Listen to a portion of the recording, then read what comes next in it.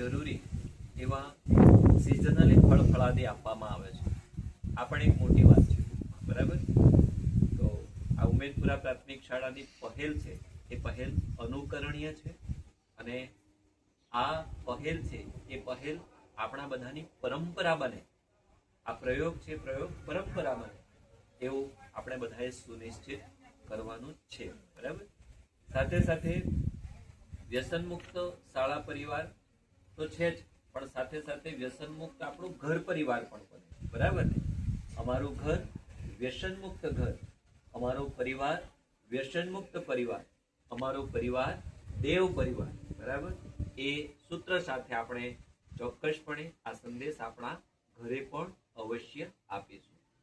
તમારો જ્યારે જન્મદિવસ હોય, તમારા મમ્મી પપ્પા, તમારા માતા પિતા તમને કંઈક ભેટ આપવા માંગતા હોય, બરાબર ને, અને તમે કંઈક ભેટ લેવા માંગતા હોય, તમારા મમ્મી પપ્પા પૈકી કોઈકના જીવનમાં વ્યસન હોય તો એ વ્યસન રૂપી ભેટ તમારે લઈ લેવાની છે.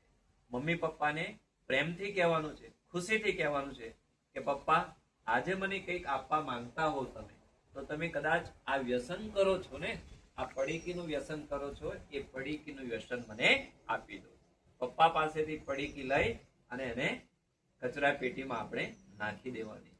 પપ્પા પાસેથી આપણે વચન પણ લેવાનું છે કે હવે હું ક્યારે પણ આ પડીકીનો પાછો ઉપયોગ નહીં કરું, બરાબર.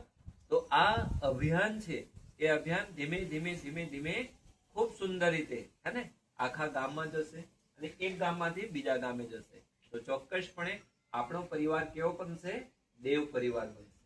આપણો પરિવાર દેવ પરિવાર બનશે અને પ્રત્યેક ઘર દેવ પરિવાર બને એ આજના સમયની ખૂબ જ માંગ છે ટૂંકમાં, અને એની પહેલ આપણે બધાએ કરવાની.